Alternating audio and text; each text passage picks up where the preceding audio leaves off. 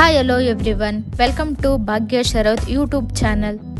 ಇವತ್ತಿನ ರೆಸಿಪಿ ಬಂದು ಕಾಯಿ ಒಬ್ಬಟ್ಟು ಈಸಿಯಾಗಿ ಈ ಥರ ಉಬ್ಬಿ ಬರ್ತಾ ಇದೆಯಲ್ಲ, ಆ ಥರ ಹೇಗೆ ಮಾಡೋದು ಅಂತ ನೋಡೋಣ ಬನ್ನಿ. ಇದರಲ್ಲಿ ಸುಮಾರು ಥರ ಮಾಡ್ಬೋದು ಕಾಯಿ ಒಬ್ಬಟ್ಟು, ಬಟ್ ನಾನು ಈಸಿ ವೇಯಲ್ಲಿ ಮಾಡ್ತಾ ಇದ್ದೀನಿ. ನಾನೊಂದು 25 ಆಗೋಷ್ಟು ಕಾಯಿ ಒಬ್ಬಟ್ಟು ಮಾಡ್ತಾ ಇದ್ದೀನಿ. 4 ಬೌಲ್ ಆಗೋಷ್ಟು ಮೈದಾ ಹಿಟ್ಟು ತೊಗೊಂಡಿದ್ದೀನಿ. ನೀವು ಬೇಕಾದರೆ ಸ್ವಲ್ಪ ರವೆನೂ ತೊಗೋಬೋದು, ಬಟ್ ನಾನಿಲ್ಲಿ ಬರೀ ಮೈದಾ ಮಾತ್ರ ತೊಗೊಂಡಿದ್ದೀನಿ. ಅದಾದಮೇಲೆ ಒಂದು ಅರ್ಧ ಸ್ಪೂನ್ ಆಗೋಷ್ಟು ಸೋಡಾ, ಅರ್ಧ ಸ್ಪೂನ್ ಆಗೋಷ್ಟು ಉಪ್ಪು, ಅದನ್ನೆಲ್ಲ ಫಸ್ಟು ಮಿಕ್ಸ್ ಮಾಡಿಕೊಂಡು ಆಮೇಲೆ ನೀರು ಹಾಕಿ ಕಲಿಸ್ಕೋಬೇಕು. ಇನ್ನು ಯಾರೆಲ್ಲ ನನ್ನ ಚಾನಲ್ಗೆ ಸಬ್ಸ್ಕ್ರೈಬ್ ಆಗಿಲ್ಲ, ಪ್ಲೀಸ್ ಸಬ್ಸ್ಕ್ರೈಬ್ ಆಗಿ. ವಿಡಿಯೋ ಇಷ್ಟ ಆದರೆ ಲೈಕ್ ಮಾಡಿ, ಕಮೆಂಟ್ ಮಾಡಿ, ಶೇರ್ ಮಾಡಿ. ಈ ಹದ ಬರಬೇಕು ಕಲಿಸ್ಕೊಂಡ್ಮೇಲೆ. ಆಮೇಲೆ ನೀವು ಎಷ್ಟು ಎಣ್ಣೆ ಹಾಕ್ತಿರೋ ಅಷ್ಟು ಒಬ್ಬಟ್ಟು ಚೆನ್ನಾಗಿ ಬರುತ್ತೆ ಒಬ್ಬಟ್ಟು. ಸೊ ಎಣ್ಣೆ ಹಾಕಿ ಮತ್ತೆ ಈ ಥರ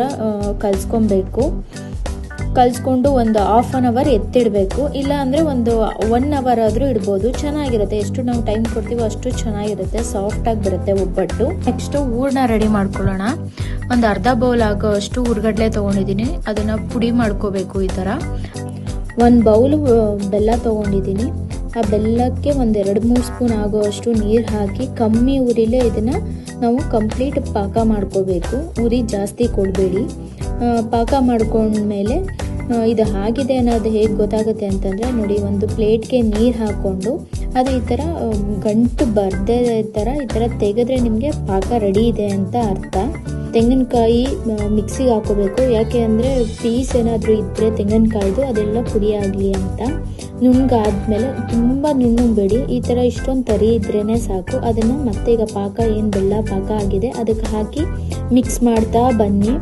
ಉರಿ ಕಮ್ಮಿಲೇ ಇಟ್ಕೊಂಡೆ ಇದನ್ನು ಹೂರಣ ರೆಡಿ ಮಾಡ್ಕೋಬೇಕು.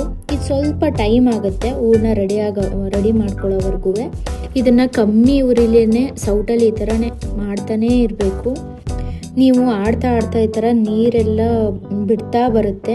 ಸೊ ನೀವೇನೋ ಗಾಬರಿ ಆಗಬೇಕಾಗಿಲ್ಲ. ಸೊ ಇನ್ನೂ ಟೈಮ್ ಬೇಕು ಅಂತ ಅದರ ಅರ್ಥ. ಸೊ ಕಮ್ಮಿ ಉರಿಲೇ ಈ ಥರ ಆಡ್ತಾನೇ ಇರಿ. ವೈಟ್ ಕಲರ್ ಬೆಲ್ಲ ತೊಗೊಂಡ್ರೆ ನೀವು ಕಲರ್ ಅದು ಹಾಗೇ ಇರುತ್ತೆ, ಬಟ್ ನಾನು ಬ್ರೌನ್ ಕಲರ್ ಬೆಲ್ಲ ತೊಗೊಬಿಟ್ಟಿದ್ದೀನಿ, ಅದರಿಂದ ಕಲರ್ ಈ ಥರ ಆಗಿದೆ.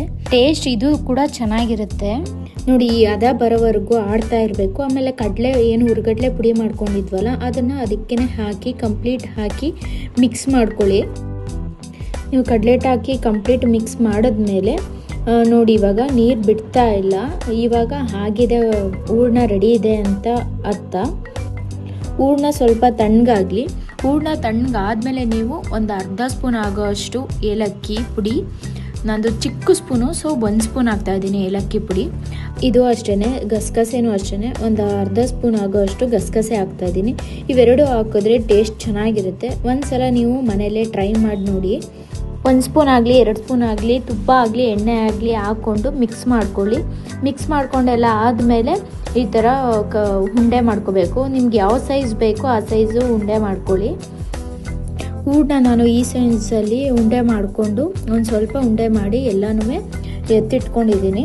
ನಾವು ಆವಾಗಲೇ ಏನು ಮೈದಾ ಹಿಟ್ಟು ಕಲಸಿಟ್ಕೊಂಡಿದ್ವಲ್ಲ ಅದಕ್ಕೆ ಇನ್ನೊಂದು ಸ್ವಲ್ಪ ಎಣ್ಣೆ ಹಾಕಿ, ನೀವು ಎಣ್ಣೆ ಎಷ್ಟು ಹಾಕ್ತಿರೋ ಅಷ್ಟು ಚೆನ್ನಾಗಾಗುತ್ತೆ ಒಬ್ಬಟ್ಟು. ಎಣ್ಣೆ ಹಾಕಿ ಮಿಕ್ಸ್ ಮಾಡಿಕೊಂಡು ಮತ್ತೆ ಈಗ ಏನು ಹೂರಣ ತೊಗೊಂಡಿದ್ವಲ್ಲ ಅದೇ ಸೈಜಲ್ಲಿ ಇದು ಮೈದಾ ಹಿಟ್ಟನ್ನು ಅದೇ ಸೈಜಲ್ಲಿ ಉಂಡೆ ಮಾಡಿ ಇಟ್ಕೋಬೇಕು. ಇದು ಅಷ್ಟೇ, ಉಂಡೆ ಒಂದು ಸ್ವಲ್ಪ ಮಾಡಿ ಇಟ್ಕೊಂಬಿಡಿ. ಅದಾದಮೇಲೆ ನಾನು ನನ್ನ ಅಂಗೈ ಮೇಲೇ ನಾನು ಅದನ್ನು ತಟ್ಕೊತಾ ಇದ್ದೀನಿ. ಅದು ಹಾಕಿ ಒಂದು ಸ್ವಲ್ಪ ಈ ಥರ ಅಂಗೈಗೆ ತಟ್ಕೊಳ್ಳಿ.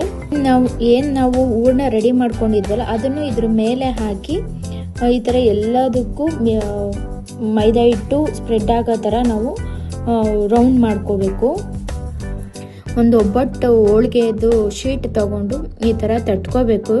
ನಿಮ್ಗೇನಾದ್ರು ಈ ಥರ ಎಕ್ಸ್ಟ್ರಾ ಮೈದಾ ಈಚೆ ಬಂತು ಅಂದರೆ ಈಸಿ ಈ ಥರ ಚಾಕುಯಿಂದ ಕಟ್ ಮಾಡಿಕೊಂಡು ಮತ್ತೆ ಅದನ್ನೆಲ್ಲವೇ ಇನ್ನೊಂದ್ಸಲ ಈ ಥರ ಪ್ರೆಸ್ ಮಾಡಿಬಿಟ್ಟು ನೀವು ತವಾ ಕಾಯಕ್ಕಿಟ್ಟಿರಿ. ತವಾ ಕಾದಾದ್ಮೇಲೆ ಅದಕ್ಕೆ ಸ್ವಲ್ಪ ಎಣ್ಣೆ ಸವರ್ಬಿಟ್ಟು ಏನು ಒಬ್ಬಟ್ಟು ನಾವು ತಟ್ಕೊಂಡಿದ್ವಿ ಅದನ್ನು ತವಾ ಮೇಲೆ ಹಾಕಿ 2 ಸೈಡುವೆ ಎಣ್ಣೆ ಆಗಲಿ ತುಪ್ಪ ಆಗಲಿ ಅದಕ್ಕೆ ಹಚ್ಚಾದ್ಮೇಲೆ ನೋಡಿ ಈ ಥರ ಹೀಗೆ ಉಬ್ಬಿ ಬರ್ತಾ ಇದೆ.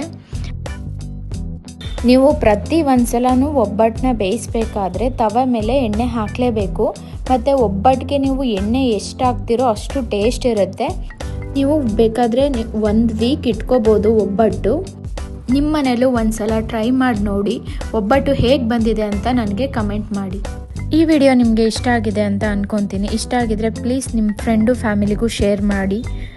ಇನ್ನೂ ಯಾರೆಲ್ಲ ಸಬ್ಸ್ಕ್ರೈಬ್ ಆಗಿಲ್ಲ ಸಬ್ಸ್ಕ್ರೈಬ್ ಆಗಿ. Thank you so much for watching.